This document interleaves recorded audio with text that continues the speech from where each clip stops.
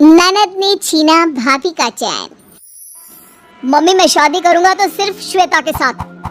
Papa mummy सोचो तो जरा, जिसने अभी से भैया को हमारे खिलाफ कर दिया, शादी के बाद न जाने क्या करेगी। खिलाफ कर दिया का क्या मतलब है? मैंने सिर्फ उससे शादी करने के लिए बोला है, घर छोड़कर जाने के लिए नहीं। तुम दोनों अपनी पंचायत बंद करो। देखो आदित्य, हमें वैसे तो कोई दिक्कत नहीं है, पर तुम्हारी शादी रिया की शादी के बाद ही होगी। घर वालों के फैसले से खुश आदित्य सारी बात जाकर श्वेता को बताता है, जिस पर श्वेता भी अपनी मंजूरी दे देती है। इसी तरह 1 साल बीत जाता है, जिसमें रिया की शादी आयुष के साथ होती है। कुछ महीनों बाद श्वेता और आदित्य भी शादी कर लेते हैं और श्वेता ससुराल पहुंच जाती है। सच कहते हैं, घर की रौनक लड़कियों से ही है। रिया की शादी के बाद घर सुना सुना हो गया था, पर अब तुम आ गई तो लगता है रौनक वापस आ गई। मम्मी आदत मत लगाओ, क्योंकि जब ये दोबारा ऑफिस जाना शुरू करेगी रौनक अपने आप खत्म हो जाएगी। इन्हें तो बस बिना सोचे समझे कुछ भी बोल देने की आदत है। मम्मी पापा आप फिक्र मत करो, आप जब भी कहोगी मैं हाजिर हो जाऊंगी। थोड़ा मेरे बुलाने पर भी आ जाना, या सारा प्यार मम्मी के लिए ही है, पापा के लिए कुछ भी नहीं। सारा परिवार हंसने लगता है। इसी हंसी खुशी में दिन बीतने लगते हैं, जिसमें धीरे धीरे कुछ बातें श्वेता ससुराल वालों से, कुछ नए तौर तरीके ससुराल वाले बहू से सीखने लगते हैं, जिससे उनके बीच एक दूसरे की सोच को लेकर इज्जत और समझ बढ़ती है। समय बीतता है। एक शाम परिवार साथ बैठकर बातें कर रहा होता है, तभी घर की घंटी बजती है। दरवाजा खोलने पर रिया और आयुष को सामने खड़ा देख सब हैरान हो जाते हैं। रिया, जमाई जी, आप दोनों रात के इस समय यहाँ कैसे? सब ठीक तो है ना? अरे इन्हें शांति से बैठने तो दो, आते ही सवालों की बारिश शुरू कर दी। वो घर में दोनों भाइयों के बीच लड़ाई हो गई।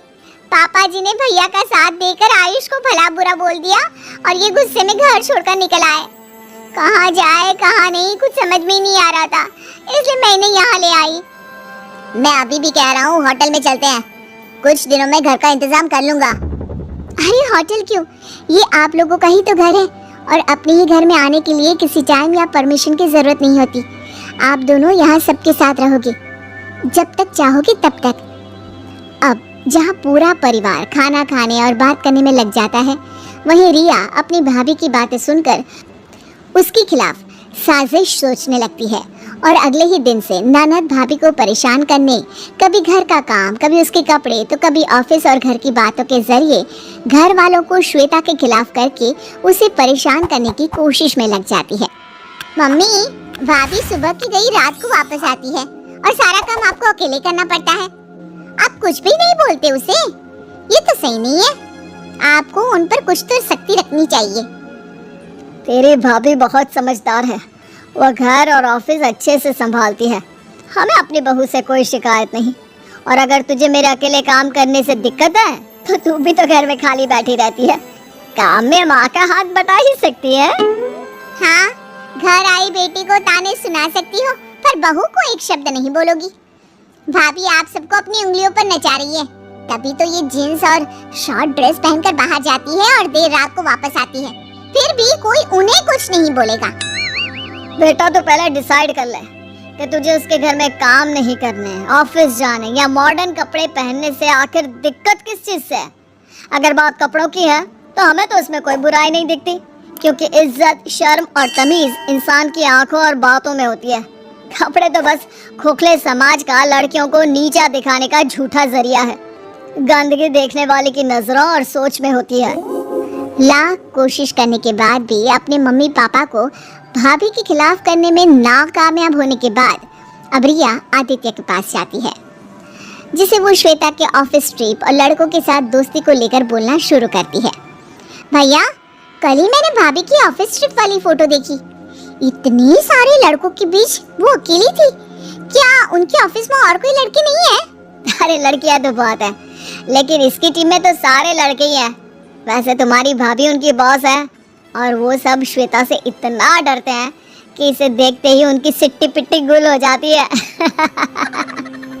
बॉस है तो क्या हुआ, लड़कों से थोड़ी दूरी बनाकर रखनी चाहिए। शादी के बाद कोई ऐसे बातें बनाए अच्छा थोड़ी ना लगता है। अरे शादी हुई है, जिंदगी खत्म थोड़ी ना हो गई है जो वो लोगों से मिलना और बात करना या लड़कों के साथ काम करना बंद कर दे। और तुम ये ना अपनी स्टोन एज वाली सोच को जरा ब्रेक देकर नए जमाने में आ जाओ। लोगों पर विश्वास करना सीखो, शक नहीं। इसके आगे रिया और कुछ बोलती उससे पहले ही श्वेता आ जाती है, जिसे देखकर रिया वहां से छत पर चली जाती है जहां आयुष अकेला बैठा होता है।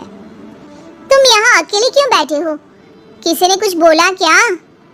अभी तक तो नहीं, लेकिन अगर तुम्हारी हरकतें इसी तरह चलती रही तो कुछ बोलने में देर भी नहीं रहेगी। अरे क्यों हाथ धोकर भाभी के पीछे पड़ी हो? आखिर उन्होंने तुम्हारा क्या बिगाड़ा है? वो हम दोनों की इतनी फिक्र और इज्जत करती है और तुम उनकी लाइफ खराब करने की कोशिश करती रहती हो। अच्छा, तब तुम भी भाभी पुराण गाने लगे। सुनो, कोई प्यार व्यार नहीं है, सब नाटक है जिससे पूरा घर उनके इशारों पर नाचे और वो अपनी मन मर्जी का काम करती रहे। उनकी इसी अच्छी बहू वाले नाटक की वजह से अब घर में कोई भी मुझे पसंद नहीं करता और पूरा समय श्वेता श्वेता करते रहते हैं। रिया और आयुष की ये बातें चल रही होती है, जिन्हें जीने पर खड़ी श्वेता सुन लेती है और सीधा आदित्य के पास जाती है जो सास ससुर के साथ बैठा होता है। आपने मुझे बताया क्यों नहीं कि रिया मुझे पसंद नहीं करती? उसे लगता है कि मैं अच्छा बनने का नाटक कर रही हूँ जिससे घर में उसकी जगह ले पाऊँ।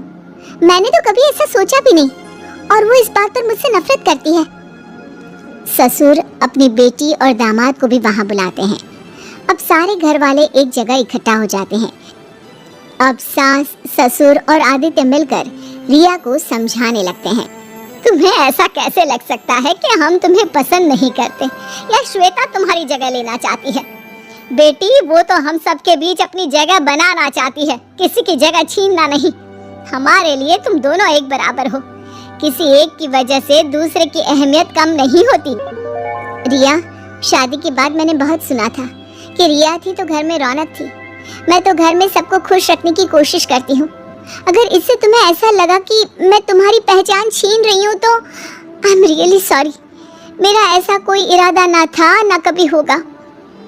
माँ भाभी के साथ बाकी घर वालों की बातें सुन रिया को अपनी गलती का एहसास होता है और वो भी श्वेता से माफ़ी मांगती है, जिसके अगले ही दिन आयुष और रिया दूसरे घर में शिफ्ट हो जाते हैं और सब पहले की तरह खुशी खुशी रहने लगते हैं।